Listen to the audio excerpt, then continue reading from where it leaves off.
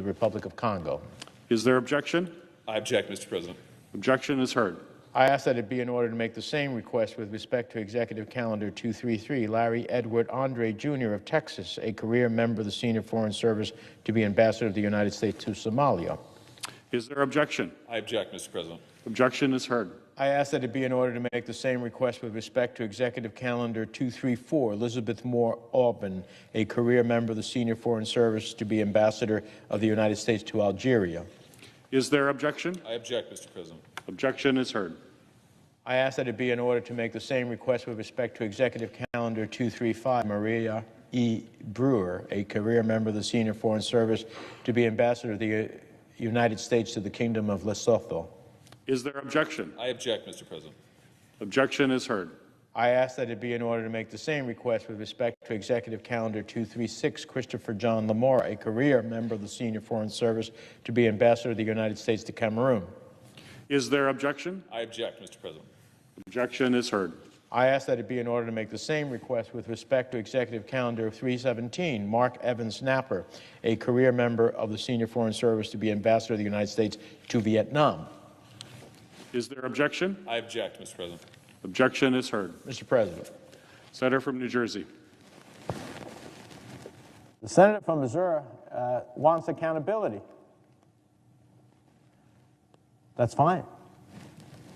But a slew of career foreign service officers who had absolutely nothing to do with whatever decisions were made in Afghanistan, that's where the accountability is going to come from?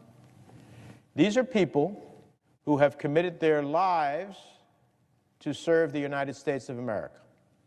They've committed their lives either in Republican or Democratic administration, doesn't matter. They carry out the mission of the United States and its foreign policy as dictated by the President and the Congress.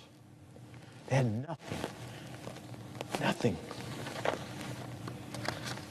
Santao and Principe, Congo, Somalia, Algeria, Lesotho, Cameroon, Vietnam, had nothing to do with the decision in Afghanistan. Yet they are the ones who we are going to extract a pound of flesh of accountability on people who had absolutely nothing to do with the decisions on Afghanistan and who have committed their lives to the career foreign service.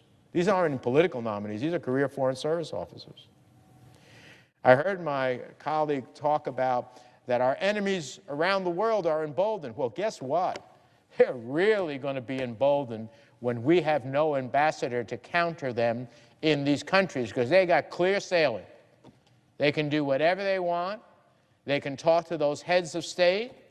There's no American ambassador to go in and talk to that head of state and say, Mr. President, Mr. Prime Minister, whatever the title may be, don't make that choice. It'd be a bad choice. We offer you a different alternative. We offer you a different set of principles, a different set of values, ones that would inure to the benefit of your country. But no, there's no one from the United States of America who's going to be able to go into those countries and say any of that, because we're going to extract, when I say we, I should retract that. The senator from Missouri wants to extract accountability on people who have done absolutely nothing as it relates to making these decisions. When we have problems in this hemisphere with migration, I want my colleagues to know who are objecting that they will bear a significant part of the responsibility. Because if we can't deal with the root causes to stop people from coming to our southern border, whether they be from Haiti or Central America or any other place, then we're going to continuously have a flow of people as they avoid disaster, civil conflict, authoritarian governments. But if we had people in place to develop the plans and the programs and implement them so we could stop the flow, so we create stability in Haiti, guess what? We're less likely to have people come to the southern border. But no, we're going to extract accountability on people who have absolutely nothing to do with Afghanistan. Not only is this short-sighted, for those who stand on the Senate floor and talk about the national security of the United States. This hurts the national security of the United States. It hurts the national interests of the United States. So I hope that there will be a reflection.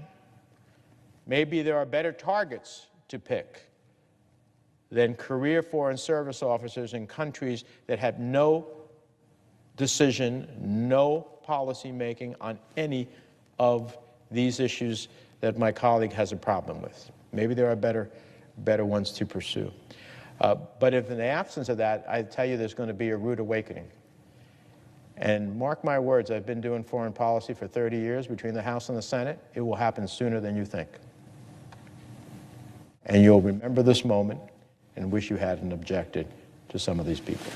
With that, Mr. President, I yield the floor.